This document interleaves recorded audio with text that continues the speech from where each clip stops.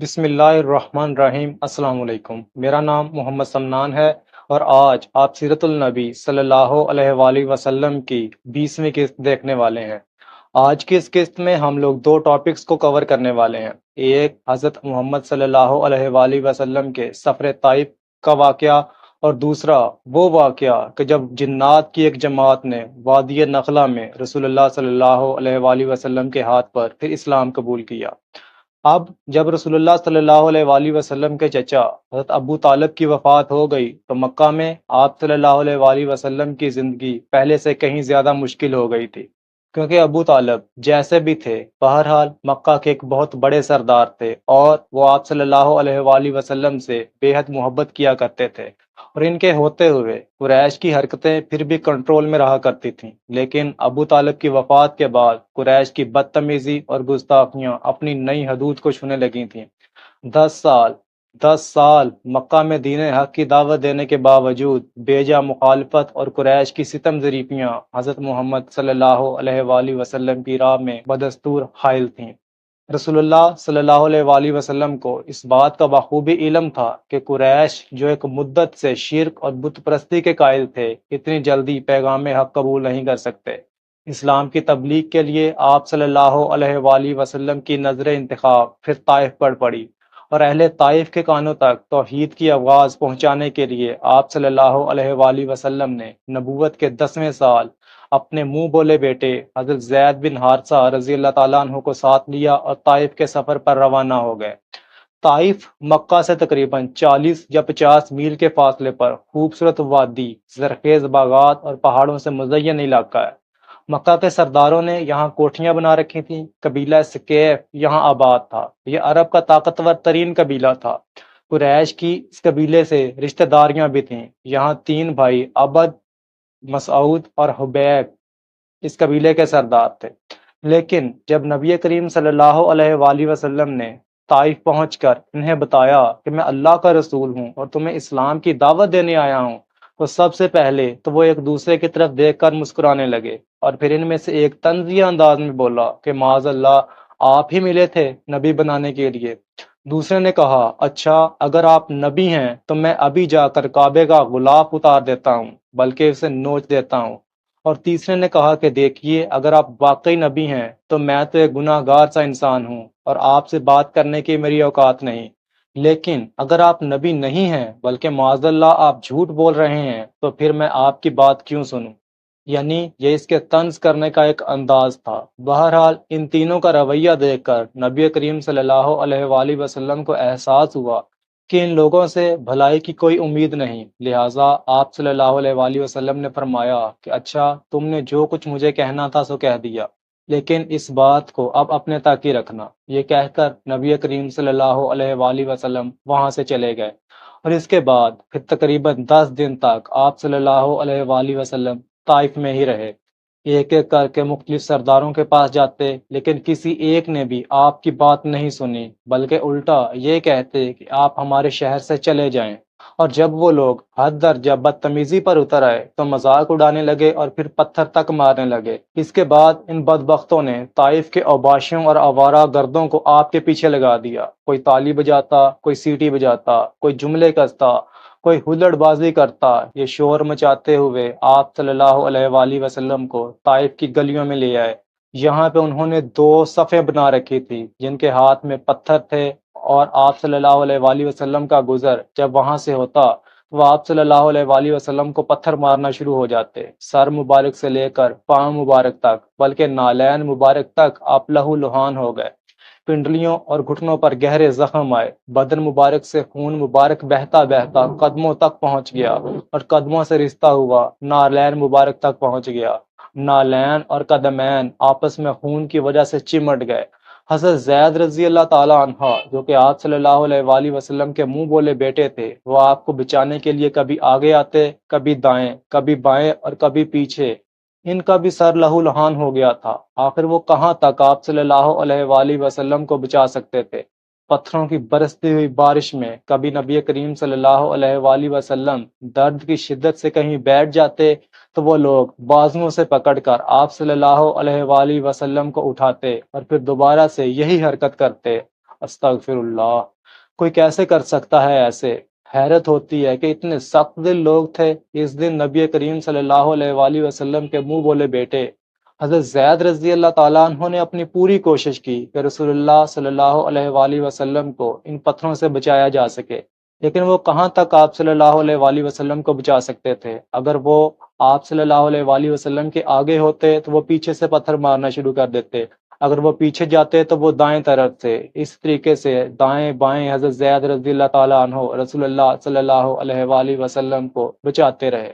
اس دن نبی کریم صلی اللہ علیہ وآلہ وسلم کو بچاتے ہوئے حضرت زید رضی اللہ تعالیٰ عنہ کا اپنا سر بھی پھٹ گیا تھا، لیکن یہاں تک کہ نبی کریم صلی اللہ علیہ وآلہ وسلم ان لوگوں سے دور ہوتے ہوتے طائف کی حدود سے باہر چلے گئے اور ایک باغ میں داخل ہو گئے کہ جہاں کھجوروں کے کچھ درخت اور پودے وغیرہ تھے۔ تب پیچھے سے آنے والے وہ زندیق ٹولہ رفع دفع ہو گیا۔ یہ باغ مکہ کے دو سرداروں عتبہ اور شیبہ کا تھا۔ یہ کوئی معمر نہیں بلکہ تقریباً نوجوان لوگ تھے، اور انہوں نے دور سے نبی کریم صلی اللہ علیہ وآلہ وسلم کو باغ میں آتے ہوئے دیکھ لیا تھا۔ آپ صلی اللہ علیہ وآلہ وسلم تھک کر ایک درخت کے نیچے بیٹھے تو عتبہ اور شیبہ حالانکہ کافر تھے لیکن دل میں تھوڑا سا رحم آ گیا کہ دیکھو طائف والوں نے ہمارے شہر کے ایک شخص کے ساتھ کیا سلوک کیا ہے۔ لہٰذا انہوں نے اپنے ایک ملازم اداس کو کہ جو عراق کے رہنے والا ایک مسیحی تھا، انہیں کہا کہ اداس وہ سامنے درخت کے نیچے جو صاحب بیٹھے ہوئے ہیں، جاؤ انہیں کھانے کے لیے کچھ دے کر آؤ۔ تو اداس نے ایک پلیٹ میں کچھ انگور رکھے اور انہیں نبی کریم صلی اللہ علیہ وآلہ وسلم کے پاس لے گئے۔ آپ صلی اللہ علیہ وآلہ وسلم آنکھیں بند کیے بیٹھے تھے۔ اداس کے آنے کی آہٹ سن کر اپنی آنکھیں کھولیں، مسکرائے اور بسم اللہ پڑھ کر کھانا شروع کیا۔ آپ کے درد میں اس طرح مسکرانے پر میری جان قربان، میرا سب کچھ آپ صلی اللہ علیہ وآلہ وسلم پر قربان۔ لیکن بسم اللہ کا سن کر اداس تھوڑا سا چونک گیا اور بولا کہ اس علاقے میں تو لوگ ایسے نہیں بولتے۔ نبی کریم صلی اللہ علیہ وآلہ وسلم نے پوچھا کہ اچھا آپ کس علاقے سے ہیں؟ اداس بولے کہ میں عراق سے ہوں، نینوا کے شہر سے۔ نبی کریم صلی اللہ علیہ وآلہ وسلم ایک بار پھر سے مسکرائے اور بولے کہ اچھا تو آپ یونس کے شہر سے ہیں؟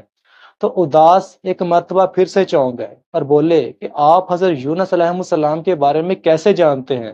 تو نبی کریم صلی اللہ علیہ وآلہ وسلم نے فرمایا کہ وہ اللہ کے نبی اور میرے بھائی تھے، میں بھی اس اللہ کا بھیجا ہوا ایک نبی ہوں۔ تو اداس تھوڑی دیر تک نبی کریم صلی اللہ علیہ وآلہ وسلم کو دیکھتے رہے اور پھر ان کی آنکھوں سے آنسو نکلنے لگے۔ انہوں نے جھک کر آپ صلی اللہ علیہ وآلہ وسلم کے ہاتھ چومے، آپ کے پاؤں صاف کیے اور روتے روتے آپ صلی اللہ علیہ وآلہ وسلم پر ایمان لے آئے۔ طائف والا واقعہ نبی کریم صلی اللہ علیہ وآلہ وسلم کی زندگی کے سخت ترین واقعات میں سے ایک ہے، اور ایک مرتبہ آپ صلی اللہ علیہ وآلہ وسلم نے حضرت عائشہ صدیقہ رضی اللہ تعالی عنہا کو بتایا بھی تھا کہ عائشہ، احد کی لڑائی سے زیادہ مشکل اگر مجھ پر کوئی دن تھا تو وہ طائف کا دن تھا، لیکن طائف سے واپسی پر پھر ایک بہت اہم واقعہ ہوا۔ انفیکٹ یہ ایک ایسا واقعہ تھا کہ جس کے بعد نبی کریم صلی اللہ علیہ وآلہ وسلم کی زندگی میں انٹر ڈائمینشنل قسم کے واقعات کھل کر ہونا شروع ہو گئے تھے۔ ہوا کچھ یوں کہ طائف سے واپسی پر آپ صلی اللہ علیہ وآلہ وسلم جب مکہ آ رہے تھے تو اگر آپ سیٹلائٹ کے ذریعے سے طائف کا علاقہ دیکھیں اور غور کریں تو مکہ اور طائف کے درمیان علاقہ یا تو پہاڑوں پر مشتمل ہے یا پھر وادیوں پر۔ انفیکٹ طائف کا شہر اگر آپ غور کریں تو پہاڑوں کے درمیان گھرا ہوا سراؤنڈڈ علاقہ ہے۔ اس لیے طائف سے واپسی پر نبی کریم صلی اللہ علیہ وآلہ وسلم کے سامنے پہاڑوں پر معمور ایک فرشتہ بھی آیا اور پوچھا تھا کہ یا رسول اللہ، ان طائف والوں نے آپ کو اتنی تکلیف دی ہے کہ اگر آپ کہیں تو میں ان لوگوں کے پہاڑوں کے درمیان کچل دوں۔ تب آپ صلی اللہ علیہ وآلہ وسلم نے پھر اپنی وہ مشہور دعا کی تھی کہ نہیں ہو سکتا ہے کہ ان کی اولاد میں سے مسلمان ہو جائیں۔ میرے پیارے نبی صلی اللہ علیہ وآلہ وسلم کی محبت پر لاکھوں کروڑوں درود و سلام۔ اور پھر ہوا بھی یہ کہ ایک وقت ایسا آیا کہ پھر اسی طائف میں سے محمد بن قاسم نام کا ایک شخص نکلا کہ جس نے سندھ کو فتح کیا۔ بہرحال اس دن نبی کریم صلی اللہ علیہ وآلہ وسلم انہی وادیوں میں سے کسی ایک وادی سے گزر رہے تھے کہ جس کا نام وادی نخلا تھا، کہ وہاں آپ صلی اللہ علیہ وآلہ وسلم نے رات کو آرام کرنے کا فیصلہ کیا۔ اور اس رات کہ جب فجر کا وقت تھا اور نبی کریم صلی اللہ علیہ وآلہ وسلم فجر کی نماز کے دوران قرآن کی تلاوت کر رہے تھے کہ وہاں سے جنات کی ایک جماعت گزری۔ اس وقت وہ لوگ اپنی سواریوں پر تھے اور پہلی مرتبہ جنات نے قرآن پاک سنا تھا۔ اس رات رسول اللہ صلی اللہ علیہ وآلہ وسلم یا تو فجر کی نماز ادا کر رہے تھے یا نماز تہجد۔ بہرحال وہ جو بھی نماز تھی، اس نماز میں آپ صلی اللہ علیہ وآلہ وسلم نے ایک رکعت میں سورہ جن اور دوسری رکعت میں سورہ احقاف کی تلاوت کی، اور یہ تلاوت سن کر وہ جنات جہاں تھے وہیں رک گئے۔ کافی دیر تک وہ لوگ خاموشی سے قرآن سنتے رہے، اور اس رات نبی کریم صلی اللہ علیہ وآلہ وسلم نے انہیں دیکھا نہیں تھا، لیکن پھر اس کے بعد سورہ جن نازل ہوئی، اور وہی کے ذریعے اللہ تعالیٰ نے آپ صلی اللہ علیہ وآلہ وسلم کو خبر دی کہ آپ کو کچھ جنات نے سنا ہے، اور انہوں نے آپس میں گفتگو کی ہے، اور پھر وہ ساری گفتگو آگے سورہ جن میں رپورٹ ہوتی ہے کہ انہوں نے ایک دوسرے کو کیا کہا تھا۔ اے نبی، کہہ دو کہ میری طرف وحی بھیجی گئی ہے کہ ایک گروہ جنات نے قرآن سنا اور کہا، ہم نے ایک عجیب قرآن سنا ہے جو سیدھی راہ دکھاتا ہے، اس لیے ہم اس پر ایمان لے آئے، اور ہم اپنے رب کے ساتھ کسی کو شریک نہیں کرتے۔ ایک اور جگہ سورہ احقاف میں اس واقعے کو کچھ اس طریقے سے بیان کیا گیا ہے، اور اے پیغمبر، یاد کرو جب ہم نے جنات میں سے ایک گروہ کو تمہاری طرف متوجہ کیا کہ وہ قرآن سنیں، چنانچہ جب وہ وہاں پہنچے تو انہوں نے ایک دوسرے سے کہا کہ خاموش ہو جاؤ۔ پھر جب وہ قرآن پڑھا جا چکا تو وہ اپنی قوم کے پاس انہیں خبردار کرتے ہوئے واپس پہنچے۔ انہوں نے کہا کہ اے ہماری قوم کے لوگوں، یقین جانو ہم نے ایک ایسی کتاب سنی ہے جو موسیٰ علیہ السلام کے بعد نازل کی گئی ہے، اپنے سے پہلے کتابوں کی تصدیق کرتی ہے، حق بات اور سیدھے راستے کی طرف رہنمائی کرتی ہے۔ یہ جنات تعداد میں 9 تھے، اور کچھ دن کے بعد ایک رات پھر سے وہی جنات نبی کریم صلی اللہ علیہ وآلہ وسلم کے پاس واپس آئے، اور آپ کو درخواست کی کہ یا رسول اللہ صلی اللہ علیہ وآلہ وسلم، ہم نے جو قرآن آپ سے سنا تھا، واپس جا کر ہم نے وہ کلام دوسرے جنات کو بھی سنایا، اور آج رات وہ سب جن ایک خاص مقام کے اوپر اکٹھے ہو رہے ہیں، اور آج رات وہ آپ کو بلا رہے ہیں کہ آ کر ہمیں قرآن سکھائیے۔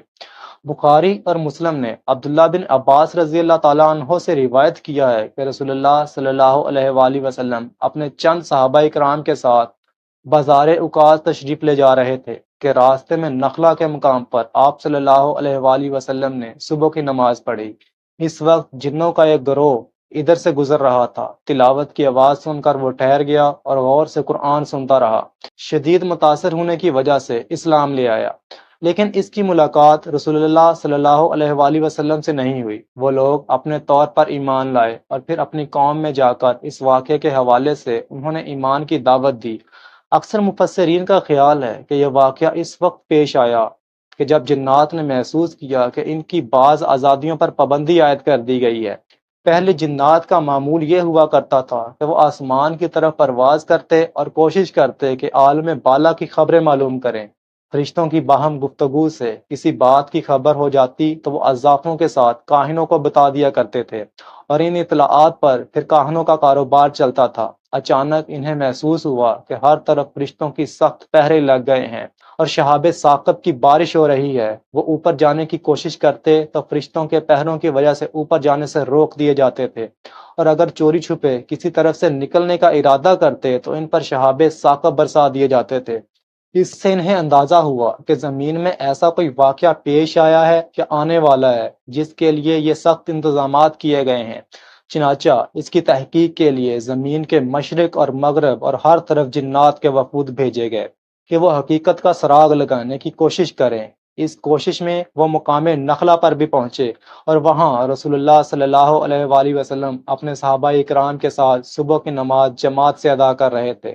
جنات کے اس وفد نے جب قرآن کریم سنا تو قسمیں کھا کر کہنے لگے کہ واللہ یہی کلام ہے جو ہماری اور آسمانی خبروں کے درمیان میں حائل تھا۔ یہ وہ رات تھی کہ جب نبی کریم صلی اللہ علیہ وآلہ وسلم نے اپنے صحابہ کو بتایا کہ آج رات جنات کی ایک جماعت آ رہی ہے، تو کیا تم میں سے کوئی رک کر انہیں دیکھنا چاہے گا؟ تو عبداللہ ابن مسعود رضی اللہ تعالیٰ عنہ بتاتے ہیں کہ میں راضی ہو گیا۔ بہرحال ابن مسعود رضی اللہ تعالیٰ عنہ بتاتے ہیں کہ جس رات جنات کی قوم اس مقام پر اکٹھی ہوئی، اس رات میں اور نبی کریم صلی اللہ علیہ وآلہ وسلم مکہ سے باہر ایک اونچی جگہ کی طرف چلے گئے۔ وہاں ہم ایک ایسے میدان میں پہنچے کہ جہاں 60 اونٹ آرام سے بیٹھ سکتے تھے۔ نبی کریم صلی اللہ علیہ وآلہ وسلم نے اپنے پاؤں سے زمین پر ایک دائرہ کھینچا اور مجھے کہا کہ عبداللہ اس دائرے کے اندر بیٹھ جاؤ، یہاں سے باہر مت نکلنا، ورنہ مجھے ڈھونڈتے رہ جاؤ گے اور تمہاری اور میری ملاقات پھر قیامت کے دن ہی ہو پائے گی۔ صاف نظر آ رہا ہے کہ اس رات نبی کریم صلی اللہ علیہ وآلہ وسلم نے عبداللہ ابن مسعود کو وارن کیا تھا، ان کو تنبیہ کی تھی کہ آج رات یہاں دوسری دنیاؤں کے دروازے کھلنے والے ہیں، ہائی ڈائمینشنز کے دروازے کھلنے والے ہیں، تم ان میں رہنے والی مخلوقات کو دیکھ تو سکو گے لیکن اس دائرے سے باہر مت نکلنا، ورنہ تم بھی ان کی ڈائمینشن میں کہیں گم ہو جاؤ گے اور ایسے کہ پھر قیامت تک مجھے ڈھونڈتے ہی رہ جاؤ گے۔ عبداللہ رضی اللہ تعالیٰ عنہ بتاتے ہیں کہ اس کے بعد نبی کریم صلی اللہ علیہ وآلہ وسلم تھوڑی دور جا کر زمین پر بیٹھ گئے اور میں نے دیکھا کہ دھیرے دھیرے آہستہ آہستہ کالی چیزیں اکٹھی ہونا شروع ہو گئی ہیں۔ ان میں سے کچھ ایسے تھے کہ جیسے کالے بادل ہوتے ہیں اور کچھ ایسے کہ جیسے گھنے بال ہوتے ہیں، ان میں سے کچھ ایک دوسرے کے پیچھے بھاگ رہے تھے اور کچھ دیکھنے میں ایسے لگ رہے تھے کہ جیسے بڑے بڑے کالے اونٹ بیٹھے ہوئے ہیں۔ مجھے ان کے کپڑوں کی پہچان نہیں ہو رہی تھی کہ ان کے کپڑے کیسے ہیں، لیکن ان میں سے کچھ بالکل جٹ قسم کے تھے۔ یہ لفظ بڑا اہم ہے، جٹ، کیونکہ یہ ہماری اردو زبان کے لفظ جٹ کا ایک عربک ورژن ہے۔ کتاب فتوح البدان کے مطالعے سے ہمیں پتہ چلتا ہے کہ نبی کریم صلی اللہ علیہ وآلہ وسلم کے زمانے میں یہاں کے کچھ جٹ قبیلے ایران کے راستے ہوتے ہوئے عرب میں جا بسے تھے، اور عرب لوگ جٹ قبائل سے اچھی طرح سے واقف تھے کہ یہ لوگ دیکھنے میں کیسے ہوتے ہیں، لمبے، ترنگے اور رف اینڈ ٹف قسم کے قبائل۔ تو ابن عباس رضی اللہ تعالیٰ عنہ نے جنات کی اس جماعت کو جٹ قبائل سے تشبیہ دی تھی کہ وہ دیکھنے میں ان جیسے تھے، لمبے، سیاہ جسموں اور طویل گھنے بالوں والے۔ ابن مسعود بتاتے ہیں کہ میں انہیں دیکھ رہا تھا اور وہ مجھے دیکھ رہے تھے، یہاں تک کہ وہ میرے اور دائرے کے بالکل قریب آ کر کھڑے ہو گئے، لیکن وہ اندر نہیں آ رہے تھے۔ پھر میں نے دیکھا کہ ایک ایک کر کے وہ نبی کریم صلی اللہ علیہ وآلہ وسلم کے گرد اکٹھے ہونا شروع ہو گئے ہیں، یہاں تک کہ وہ اتنے زیادہ ہو گئے کہ مجھے نبی کریم صلی اللہ علیہ وآلہ وسلم نظر آنا بھی بند ہو گئے اور مجھ پر خوف طاری ہونے لگا اور میں دائرے سے باہر نکلنے ہی لگا تھا کہ پھر اچانک سے مجھے رسول اللہ صلی اللہ علیہ وآلہ وسلم کے الفاظ یاد آ گئے اور میں انتظار کرنے لگا حتیٰ کہ وہ لوگ ایک ایک کر کے وہاں سے ہٹنے لگے اور نبی کریم صلی اللہ علیہ وآلہ وسلم مجھے وہیں اپنی جگہ پر بیٹھے دوبارہ دکھائی دینے لگے۔ بعد میں نبی کریم صلی اللہ علیہ وآلہ وسلم نے مجھے بتایا کہ آج رات وہ لوگ مجھ سے اپنے لیے ہدایات لے کر گئے ہیں کہ ہمارے لیے کھانا کیا ہے، ہمارے لیے رہنا کہاں ہے۔ اللہ اکبر! ایک منٹ کے لیے امیجن کریں کہ عبداللہ ابن مسعود کو اس وقت کیسا محسوس ہو رہا ہوگا۔ لیکن اکثر روایات کے مطابق جو اوریجنل اصل میں صحابہ جنات تھے وہ 9 یا 7 تھے۔ تاریخ کی کتابوں سے پتہ چل جاتا ہے کہ اوریجنلی وہ یہود قبیلوں کے جنات میں تھے جو کہ بعد میں مسلمان ہو گئے، اور ان میں سے ایک جن سرک کے ساتھ ایون کہ نبی کریم صلی اللہ علیہ وآلہ وسلم کے بعد کیا ہوا وہ ڈیٹا بھی ہمیں مل جاتا ہے۔ نبی کریم صلی اللہ علیہ وآلہ وسلم کی وفات کے تقریباً 50 سال بعد کی بات ہے کہ ایک اموی خلیفہ حضرت عمر بن عبد العزیز رحمۃ اللہ علیہ وہ کہیں چلے جا رہے تھے تو دیکھا کہ راستے میں ایک سانپ مرا ہوا پڑا ہے۔ عمر بن عبد العزیز کے بارے میں تو آپ لوگ جانتے ہی ہوں گے کہ وہ انتہائی نرم دل خلیفہ تھے، اور ان کے متعلق کہا جاتا ہے کہ اگر سیاسی حالات نے انہیں خلیفہ نہ بنا دیا ہوتا تو اپنے دور کے وہ ایک بہت بڑے سکولر ہوتے۔ اور عمر بن عبد العزیز رضی اللہ تعالی عنہ کو عمر ثانی بھی کہا جاتا ہے۔ بہرحال ایک مردہ سانپ کو دیکھ کر انہیں ترس آ گیا اور انہوں نے اپنے ملازمین کو کہا کہ میرے لیے ایک کدال لے کر آؤ۔ جب کدال آ گئی تو خلیفہ نے ایک گڑھا کھودا اور سانپ کو اس گڑھے میں دفن کر دیا، اور جوں ہی انہوں نے مٹی برابر کی تو اچانک وہاں موجود سب لوگوں نے ایک آواز سنی کہ سرک، تجھے یاد ہے کہ رسول اللہ صلی اللہ علیہ وآلہ وسلم نے تیرے بارے میں کیا کہا تھا کہ تو ایک صاف چٹیل میدان میں مرے گا اور میری امت کا ایک بہترین آدمی تجھے دفن کرے گا۔ اس وقت وہاں موجود تقریباً تمام لوگوں نے یہ آواز سنی اور وہ اس آواز کو سن کر گھبرا گئے، لیکن پھر خلیفہ نے پوچھا کہ یہ کس کی آواز ہے، تو اس نے دوبارہ جواب دیا کہ ہم جنات میں سے ہیں اور یہ سانپ سرک تھا۔ بہرحال ان 9 جنات میں سے ایک اور جن، اسے بھی صحابہ اکرام کی ایک اور جماعت نے دفن کیا تھا، اور عبداللہ ابن مسعود رضی اللہ تعالیٰ عنہ ہی بتاتے ہیں کہ صحابہ کا ایک گروہ چلتا چلا جا رہا تھا کہ انہوں نے دیکھا کہ صحرا سے ایک زوردار بگولا انتہائی تیزی کے ساتھ ان کی طرف بڑھتا چلا آ رہا ہے۔ یہ لوگ رک کر اس کی طرف دیکھنے لگے، لیکن دیکھتے ہی دیکھتے ایک اور بگولا جو پہلے والے سے بھی کہیں زیادہ بڑا تھا وہ آیا اور زوردار طریقے سے پہلے بگولے کے ساتھ ٹکرا گیا۔ ان لوگوں نے کچھ چیخوں کی آواز سنی، اور جب وہاں سے ہوا چھڑ گئی تو ان لوگوں نے دیکھا کہ جہاں بگولے ٹکرائے تھے وہاں زمین پر ایک سانپ تڑپ رہا ہے، لیکن حیرانی کی بات یہ تھی کہ سانپ میں سے بڑی خوبصورت بھینی بھینی خوشبو آ رہی تھی۔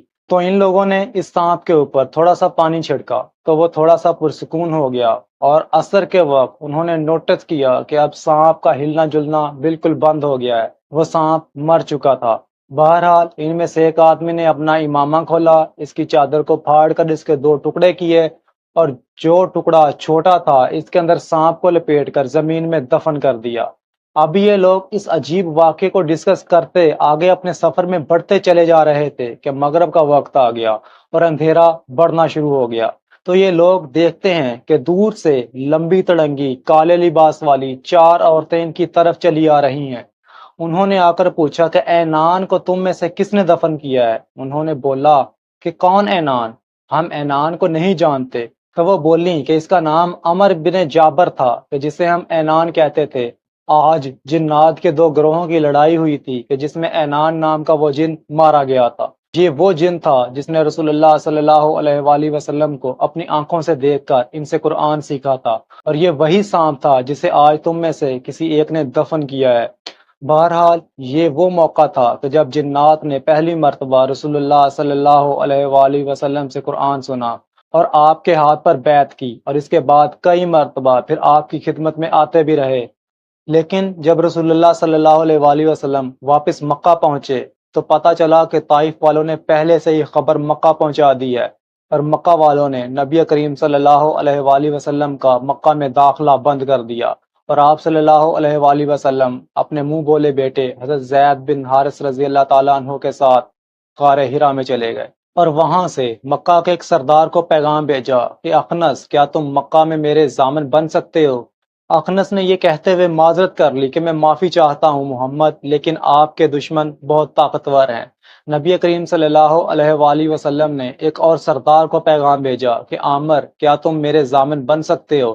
لیکن آگے سے اس نے بھی معذرت کر لی، مگر تیسرے سردار موتم ابن عدی نے رسول اللہ صلی اللہ علیہ وآلہ وسلم کو جواب بھجوایا کہ محمد آپ بے خوف ہو جائیں، میں آپ کو لینے کے لیے آ رہا ہوں۔ موتم حالانکہ مسلمان نہیں تھے، لیکن رسول اللہ صلی اللہ علیہ وآلہ وسلم سے بڑی محبت رکھتے تھے۔ یہ ان 5 سرداروں میں سے ایک سردار تھے جنہوں نے بنو ہاشم کا سوشل بائیکاٹ ختم کروایا تھا۔ موتم اپنے تمام بیٹوں، بھانجوں، بھتیجوں اور اپنے بھائیوں کے ساتھ نبی کریم صلی اللہ علیہ وآلہ وسلم کو لینے کے لیے غار ہرا میں پہنچا، اور ان سب نے ننگی تلواریں اٹھا رکھی تھیں کہ نبی کریم صلی اللہ علیہ وآلہ وسلم کو لے کر سیدھا کعبۃ اللہ گئے، اور چمکتی تلواریں اٹھا کر کعبہ کے گرد کھڑے ہو کر کہنے لگے کہ محمد اب آپ بے خوف ہو کر اپنی عبادت کریں، آج کوئی آپ کو ہاتھ بھی نہیں لگا سکتا۔ نبی کریم صلی اللہ علیہ وآلہ وسلم نے تسلی سے کعبے کا طواف کیا، اور پھر یہ لوگ آپ صلی اللہ علیہ وآلہ وسلم کو آپ کے گھر چھوڑ آئے تھے۔